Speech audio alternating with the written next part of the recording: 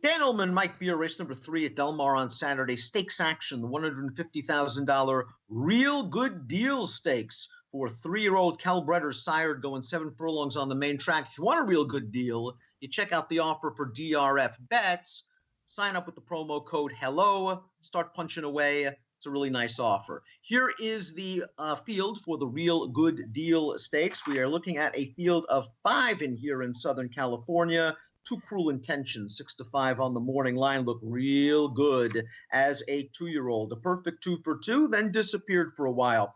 Came back and disappointed last time out at 4 to 5, but he was the only 3-year-old in a field full of older horses. He was coming off of a long layoff. He was pushing the pace early. It was not a great performance, to be sure, but it's something that Bob Baffert can build off of. Yeah, I think it is too. I mean, certainly when you go back and look at that race in isolation, you're not going to be loving this horse at a short price. He dueled with the horse who eventually finished second, and he gave it up, and that horse carried on and just got nailed at the wire. But, you know, he was facing some pretty hard-hitting older horses in there. His races as a 2-year-old, they were both very good. That win in the Golden State Juvenile, that was a really nice performance in a long duel with Galilean. If he can come back and run something like that second off the layoff, they've got their hands full with this horse. He's got big speed. Timeform US has him second on the pace projector, but they do believe that if Posterize, the number 5 wants the lead, he can get it. Posterize has gone gate to wire in his last 2 races. He is stepping up in class. I wonder if Flavien Prat's going to concede to Baffert, though. I don't think he wants to get into a race-long duel, especially with a couple of talented stalkers ready to pounce. Yeah, I can't see this horse being on a dead send in here. He's just one of those horses who he's won his last 2, but he's got to improve to beat this field. And I don't know if he's going to be able to do that if he gets hooked up with the favorite. Oliver has a little speed as well, and they just took a shot in that Snow Chief last time out for $200,000. They tried turf, they tried 9 furlongs. Neither is probably what he wants to do. 2 starts back, gate to wire winner, but not against the strongest optional claiming group.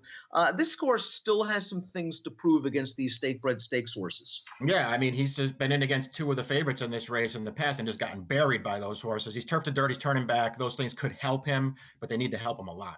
I think Lieutenant Dan's very dangerous. I love him cutting back to 7 furlongs. He ran well on turf, but I think he's just a little bit better on dirt. I think we saw that in the Echo Eddie 3 starts back, where he earned a career, well, almost a career best 80 Beyer speed figure. He's going to be tracking the pace under Drayden Van Dyke, and if it goes hot and heavy early, this horse is going to be finishing. Yeah, I agree with that. I think he can get a good trip in this race. I think he's a better dirt horse, but, you know, turning back out of 2 turf routes, that's really going to help this horse. I think he'll be running at the end of this race, and I still think he's getting better too.